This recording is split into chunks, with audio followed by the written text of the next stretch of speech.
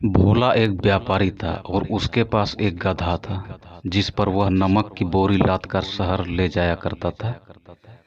2 साल हो चुके थे। इस बीच भोला ने एक बात गौर की थी कि उसका गधा धीरे धीरे बहुत आलसी होता जा रहा है।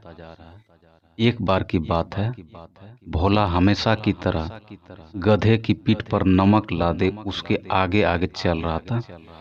गधा धीरे धीरे भोला के पीछे चलता जा रहा था। आगे एक नदी था।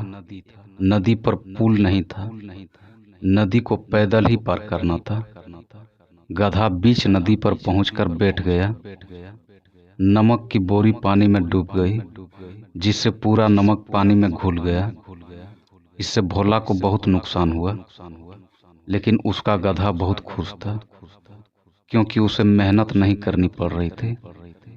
गधा अपनी पीठ को खाली महसूस कर रहा था। यह सिलसिला अगले 3-4 दिनों तक चलता रहा।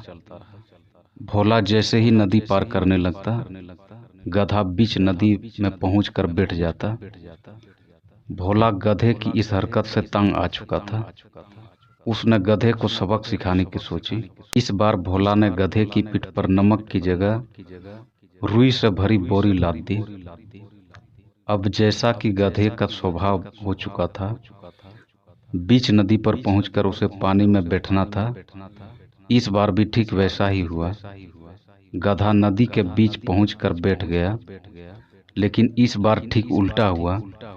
गधे की पीठ और भी ज्यादा भारी होने लगी, क्योंकि बोरी में नमक की जगह रुई थी। गधे को आज एक बड़ी सबक मिल चुकी थी। इसलिए कहा गया है कि अपने काम के प्रति हमेशा ईमानदार रहें।